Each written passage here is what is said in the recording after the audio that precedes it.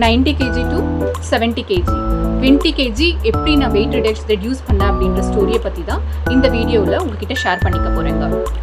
கோவிடில் எனக்கு இருந்த இம்பார்ட்டண்ட் ஹாபியே என்னன்னு பார்த்தோம்னா குக்கிங் தாங்க.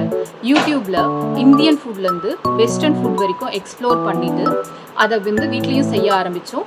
அதை நாங்கள் வீட்லேயும் ஃபேமிலியாக சாப்பிட ஆரம்பித்தோம். இருந்த எக்ஸ்ட்ரா ஃபுட்ஸ்லாம் வேஸ்ட் ஆகுதுன்னு நான் அடிஷ்னலாகவே சாப்பிட ஆரம்பித்தேன். இதனால் கொஞ்ச நாள்லேயே என்ன ஆச்சுன்னா என்னோடய வெயிட்டு 90 kg க்ராஸ் பண்ணிடுச்சுங்க. அதுக்கப்புறம் தான் பிரச்சனையாக ஆரம்பிச்சது. ஒரு படிக்கட்டு ஏறுறதே எனக்கு மவுண்ட் எவரெஸ்ட் ஏறுன ஃபீலிங்க, அப்படி ஒரு மூச்சு வாங்கும்.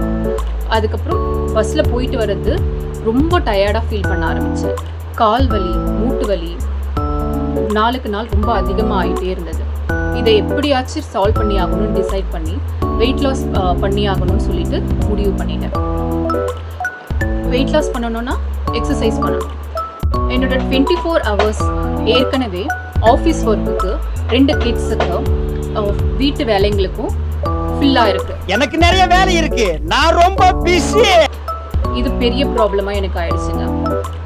அப்போ நான் ரிசர்ச் பண்ணிகிட்டே இருக்கும் போது தான் நான் ஒரு விஷயத்த புரிஞ்சுக்கிட்டேன். 80% ஆஃப் வெயிட் ரிடக்ஷன் ஃபுட்டுலேயே பண்ணலாங்க. வெறும் 20% தான் நம்மளுக்கு ஃபிசிக்கல் ஆக்டிவிட்டி தேவைப்படுது. இதை புரிஞ்சுக்கிட்டதுக்கப்புறம் நான் கொஞ்சம் கொஞ்சமாக அதை நான் இம்ப்ளிமெண்ட் பண்ணவும் ஆரம்பிச்சிட்டேன். வீட்டில் ஃபுட் நம்ம எப்படியோ குக் பண்ண தான் போகிறோம். அதில் சின்ன சின்ன சேஞ்சஸ் கொண்டு வர்றது மூலமாக நம்ம வெயிட் ரிடக்ஷனையும் ஈஸியாக அச்சீவ் பண்ணிடலாம். இதுதான் ஒரே கல்லில் 2 மாங்கான்னு சொல்லுவாங்க. அந்த காலத்துலலாம் உணவே மருந்து, மருந்தே உணவு அப்படின்னு சொல்லிட்டு வாழ்ந்துட்டு இருந்தாங்க. நம்ம தான் இப்போது இந்த மாடர்ன் லைஃப் ஸ்டைல் கல்ச்சரில் ப்ராசஸ்டு ஃபுட்டெல்லாம் உடம்புக்கு கொடுத்து நம்ம நல்லா உடம்பை டேமேஜ் பண்ணி வச்சுருக்கோம்.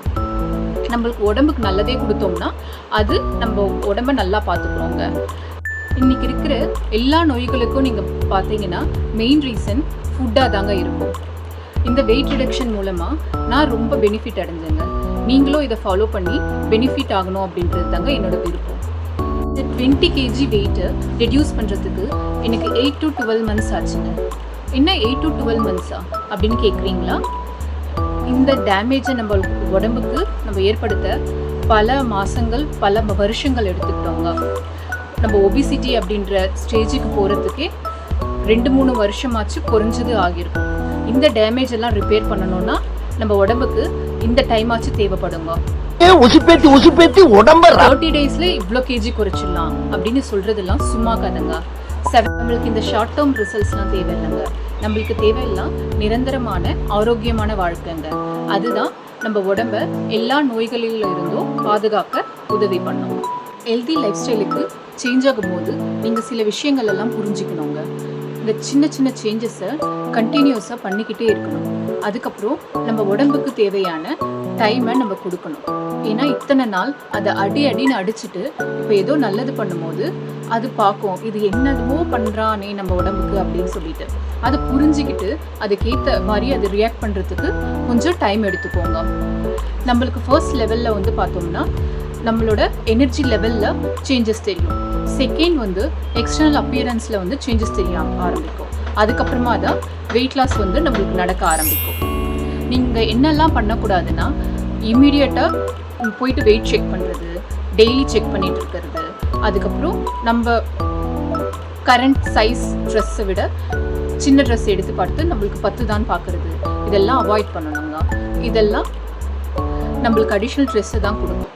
நம்மளுக்கு கண்டிப்பாக சேஞ்சஸ் நடக்கும். Trust the process. இந்த ப்ராசஸில் நம்ம செய்யவே கூடாத ஒரு முக்கியமான விஷயம் என்னென்னா எக்ஸ்கியூஸ். ஒரு நாளைக்கு தானே இந்த சேஞ்சஸ் எல்லாம் நம்ம ஸ்கிப் பண்ணிடலாம் அப்படின்னு சொல்லிட்டு ஆரம்பிப்போம். ஆனால் எத்தனை ஒரு நாள்ன்றதுக்கு முடிவே இருக்காதுங்க. என்னை பொறுத்த வரைக்கும் குடிக்கிற பழக்கம் மட்டும் கெட்ட பழக்கம் இல்லைங்க. நம்ம கண்ட்ரோல் இல்லாமல் சாப்பிட்றதும் ஒரு கெட்ட பழக்கம் தாங்க.